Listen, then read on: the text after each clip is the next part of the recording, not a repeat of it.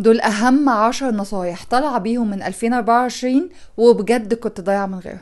انا جيت. عاملين ايه؟ اخباركم ايه؟ بصوا، عايزاكم تجيبوا اي حاجه تشربوها لان الكلام هيطول، وانا جايبه معايا شاي اخضر بليمون. مبدئيا كده انا كنت بجهز عشان رايحه الجيم.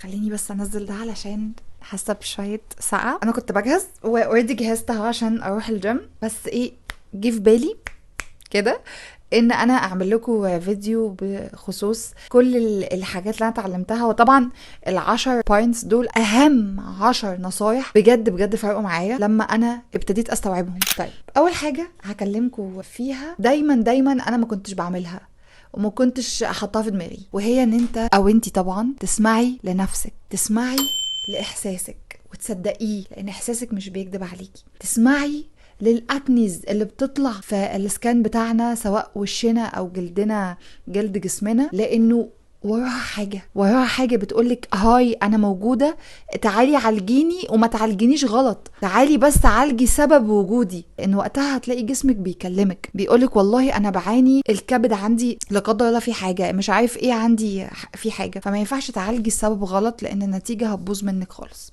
صدقي احساسك لان الاحساس عمره ما طلع غلط. صدقوا احساسكم. تاني ستيب، let them. الجملة دي أنا كنت سمعتها قبل كده، كان في يوتيوبر اتكلمت عليها وكذا حد اتكلم عليها، وهي لتزم. يعني ايه لتزم؟ يعني ما تشغلش بالك، خلاص ما تشغلش بالك بمخلوق. مثلا فلان ده جاي متأخر الخروجة، طب ما عادي، ما خلاص براحته، أثر عليا في حاجة؟ ما أثرش عليا في حاجة. أو مثلا بتنصحي أو بتنصح حد والحد ده مديك الطرشة، ما خلاص يا عم، ما خلاص سيبه يروح لحاله وما تشغلش بالك، ما تدخلش في جدال. انت عارف حتى لو انت اصلا بتجادل شخص في بوينت بالنسبه لك صح وبالنسبه للعالم كلها صح، الشخص ده مش قادر يقتنع، ما خلاص في داهيه، سوري، خلاص يعني ارحم نفسك. اللي يفهم واللي يصدق واللي عايز يعمل حاجه هيعملها مش بكلامك. اوكي، سو let them. البوينت دي هي تالت بوينت وتالت نصيحة. العلاج النفسي، الثيرابيست مش حاجة رفاهية اللي هو انا رايحة لدكتور علاج نفسي. العلاج النفسي زمان كانوا بيشوفوه ان هو ده جنان، استعيذي بالله كده وصلي وقربي من ربنا.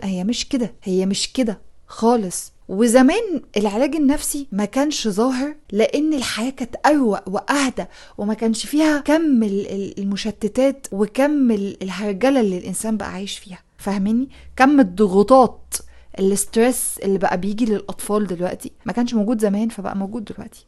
العلاج النفسي مش حاجة رفاهية، العلاج النفسي ده واجب. وانس انت معاك فلوس تروح تتعالج نفسيا، تشوف ايه اللي بيحصل لك، اللي مخليك واقف في مكانك. المشاكل النفسية هي اللي بتخلينا نعجز بسرعة، هي اللي بتطلع اكنيز في الاسكان بتاعنا، حبوب وما شابه، هي اللي بتجيب لنا امراض. نصيحة ليك وليكي ان احنا ننفست في نفسنا. لو احنا عندنا مشاكل نروح للثيرابيست لو معانا فلوس. النصيحة دي بقى، حاولي ما تقارنيش نفسك بحد، الله يرضى عنك، في انستجرام او في تيك توك، بس يعني especially انستجرام، لان انستجرام ده كوميونتي خاص بنفسه جميل. معظم اللي على انستجرام very fake يا جماعة. محدش هيطلع يوريك خيبته، اللي هيطلع على انستجرام هيوريك احلى ما عنده، علشان دي طبيعتنا، دي غريزة فينا ان احنا نطلع احلى ما عندنا. فما تقارنش نفسك بحد مثلا على السوشيال ميديا بيبين ان هو معاه فلوس. اللي معاه فلوس بجد ما بيظهرش ده، يعني اللي معاه فلوس ما بيتمخترش بالفلوس وهو رايح وهو جاي ويبعزق فيها قدام الناس ويوري الناس هو معاه فلوس. اللي معاه فلوس مش بيمشيها فشخرة، اللي بيتفشخر ده اعرف انه شحات، والله شحات بأمانة. فبلاش مقارنات وبلاش مزايدات على بعض. قارن نفسك انت كنت ايه السنة اللي فاتت دي، او السنة دي، اول السنة دي انت كنت عامل ازاي، ودلوقتي انت فين، انت عملت ايه، انت ايه اللي اتغير في نفسك. بس كده. اوكي، النصيحة دي انا عايزاكم تسمعوها كويس قوي قوي قوي. الناس اللي عندها دريمز بشكل عام، عندها احلام وخطط ونوايا، الناس اللي كل سنة، كل اول سنة تحديدا تعمل كده زي بلان للسنة الجديدة، الناس دي انا هقول لكم كلمة واحدة: ابدأوا. كفاية تخطيط على الفاضي. افضل وقت ان انت تبدأ فيه كان امبارح، تاني افضل وقت هو النهاردة. انت الفرصة اللي عدت عليك امبارح هي موجودة في ايدك النهاردة، بس انت ما تعرفش الفرصة دي هتتوفر لك بكرة ولا لا. فهي تستغل فرصتك وتبدأ، يا اما تقعد تبص للناس اللي بتنجح كده من بعيد وتباي باي لهم.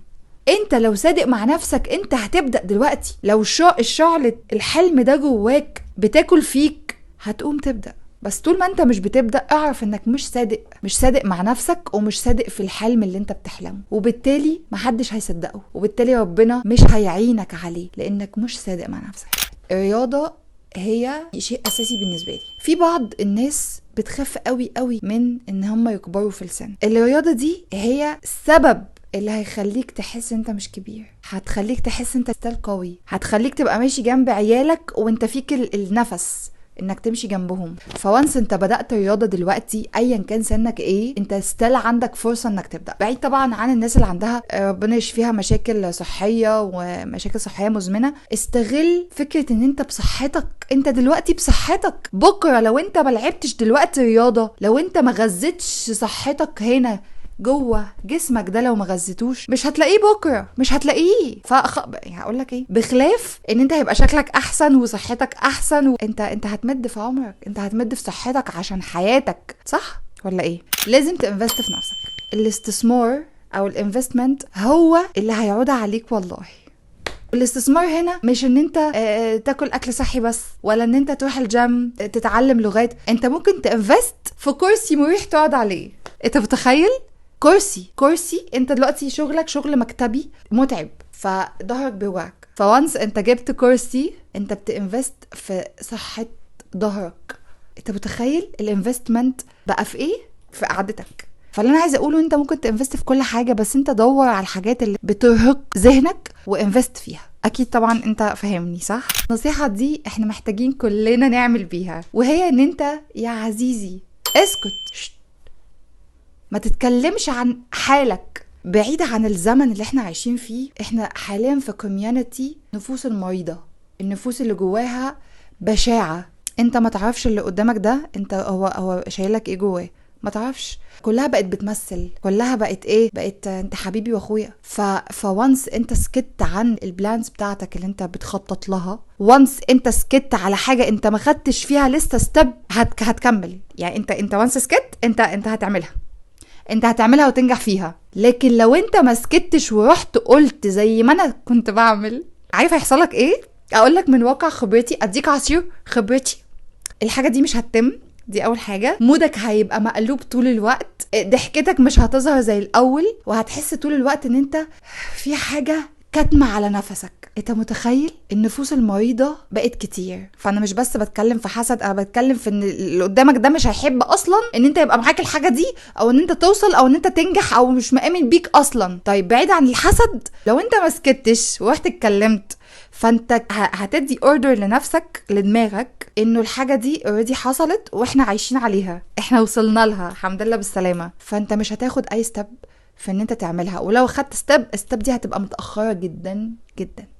اعقل الكلام. واخر نصيحة وحبيت اختم بيها لان هي بجد مهمة قوي، انت محتاج تعمل روتين لنفسك، وعلم وعود نفسك عليه. الروتين ده دي حاجة عظيمة في حاجات كتير. لو انت ما عندكش روتين انت مش هتعرف تستمر على حاجة، مش هتعرف تستمر على شغل، مش هتعرف تستمر على ان انت تنفست في نفسك، فان انت تصدق في نفسك وتجبر نفسك حتى في وقت ما يكون مودك مش كويس ان انت لا انت هتعمل ده. احنا ما عندناش رفاهية الانهيار. يعني انا جه عليا وقت في السنة دي بجد انا ما كنتش عارفة مالي، بدأت اوقف تصوير فجأة، بدأت مش قادرة اكتب، مش قادرة اعمل اي حاجة، لحد ما ابتديت افهم انه ما فيش وقت للانهيار. اهم بوينت من كل البوينتس دي ان انت تعقلها وتتوكل وتستمر مهما كانت حالتك ايه. كمل. انت مش هتعرف توصل للجسم المثالي، ولا هتعرف تترقى في شغلك، ولا هتعمل اي حاجة غير لما تستمر على فعل الشيء ده. بس اخر حاجة بقى حابة ان انا برضو اختم بيها، هي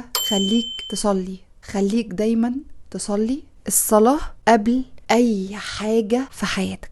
الصلاة أولوية. ما ينفعش الصلة والوصل اللي بينك وبين اللي خلقك يتقطع، عشان وانس الصلة دي اتقطعت صدقني كل حاجة في حياتك مش هتكمل، كل حاجة في حياتك هتبتدي تتقطع. طول ما انت بتصلي انت في حتة حلوة، ابتدي من عندها. واخيرا انا خلصت كل اللي عندي النهاردة، واتمنى ان انتوا تعملوا بالنصايح اللي انا قلتها لكم. لو عجبكم الفيديو ما تنسوش تعملوا لي لايك، ولو ما عجبكوش عادي اعملوا ديسلايك. ان شاء الله ان شاء الله كل اسبوع هينزل فيديو، وحابة ان انتوا تعملوا لي سبسكرايب للشانل دي علشان ان شاء الله انا هكبر بيكم ومعاكم. وما تنسوش تفعلوا زر الجرس علشان ان شاء الله اي فيديو انزله يوصل لكم على طول. باي باي.